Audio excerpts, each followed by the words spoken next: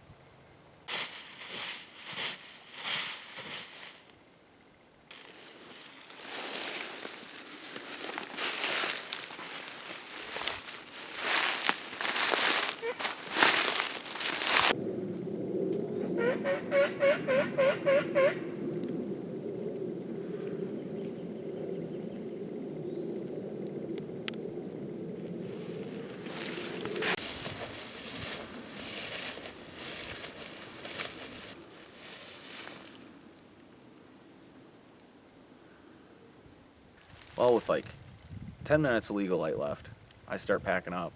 I'm like, well, we hadn't heard a bird gobble all night. Hadn't seen anything, no action.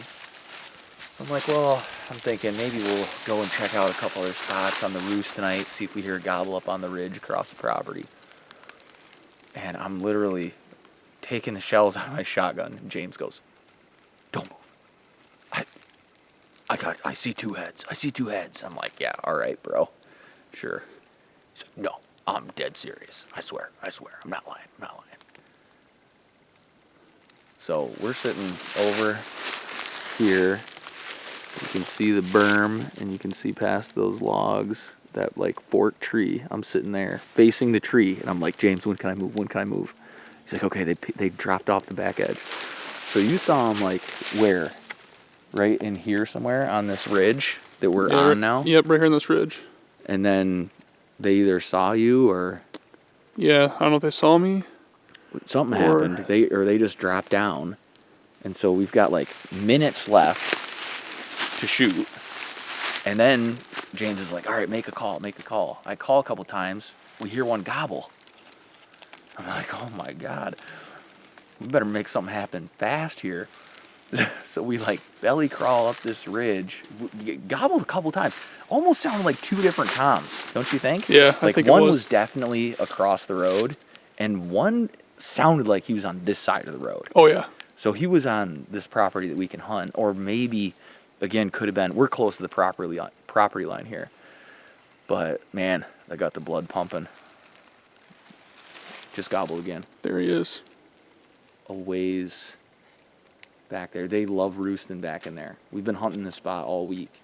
We hunted this spot last weekend, and now we're here again. This is the last day of my tag, so my tag's done officially now because we're beyond legal shooting light. But we've got a good place to start in the morning. I guess that's the good news. There are still birds here, and they gobbled at the very end. Close but no cigar once again. But I think we got a good chance in the morning. James has a tag tomorrow. I'll be on the camera tomorrow. And filming either James or Charlie. They got tags, so we'll see what we can do in the AM.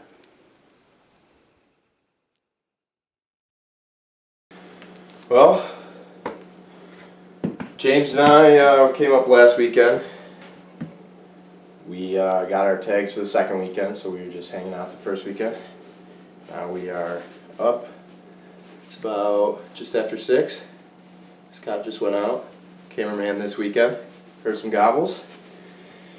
So we're gonna go listen, I assume set up a plan, get after them. Hopefully get one.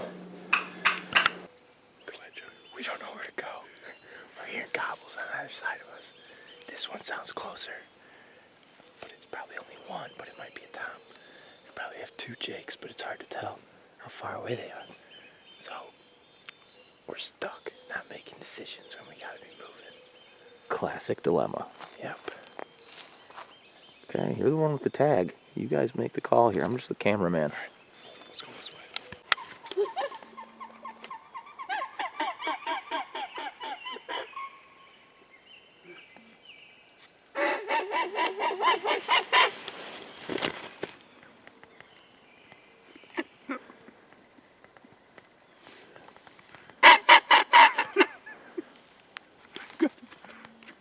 How are these birds not running in? I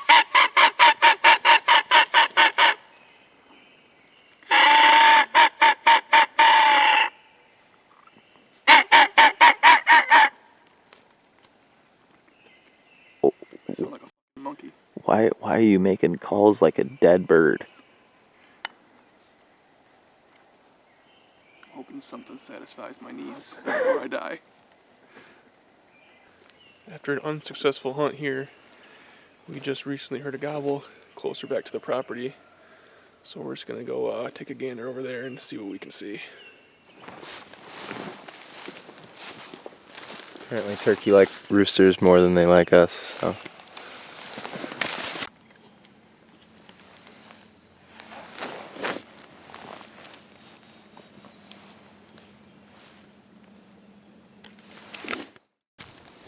Pull.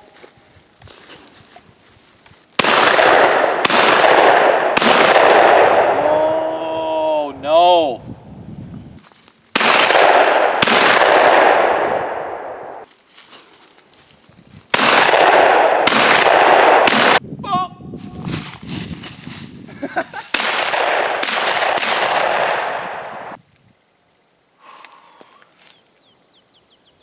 Pull.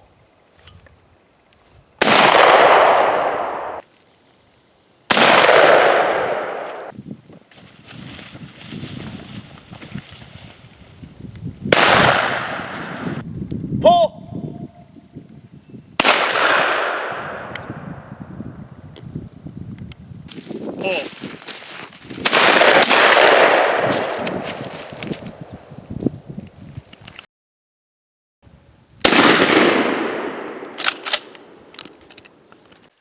Well, I'll tell you what, in order to get at these gobblers, you want to get a nice high vantage point. Tallest pine you can find, climb to the top. That's where you're going to hear the most gobbles. Pull!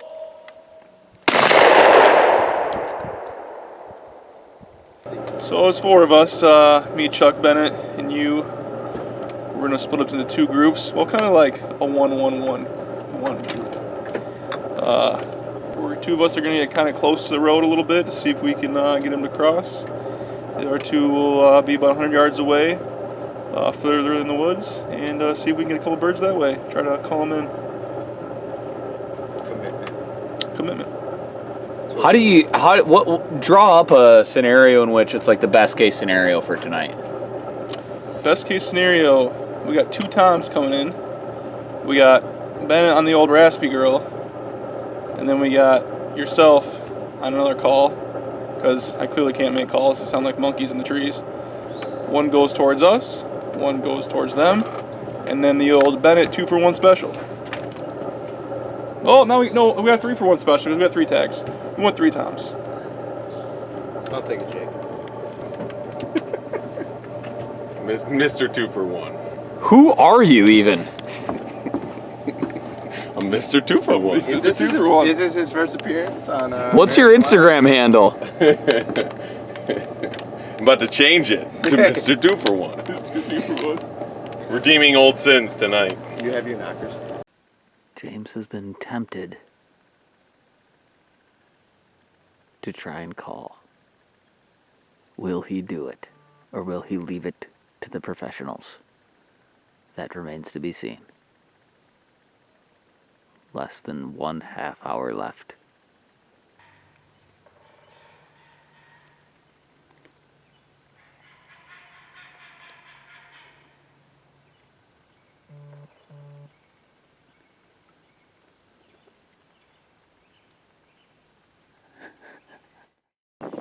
So we called an audible. We heard a couple gobbles before we sat down.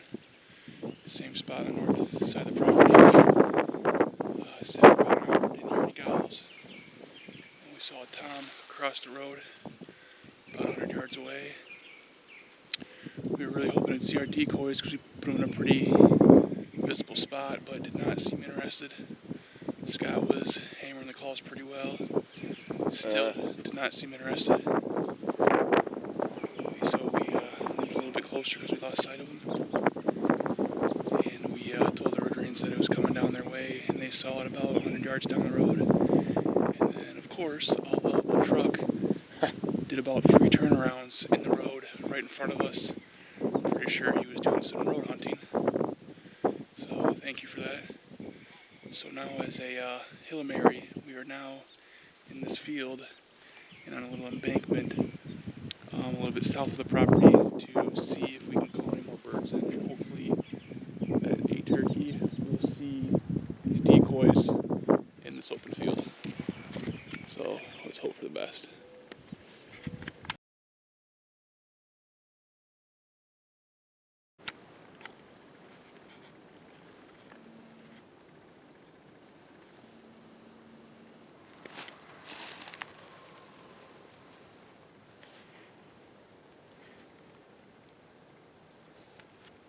Pull!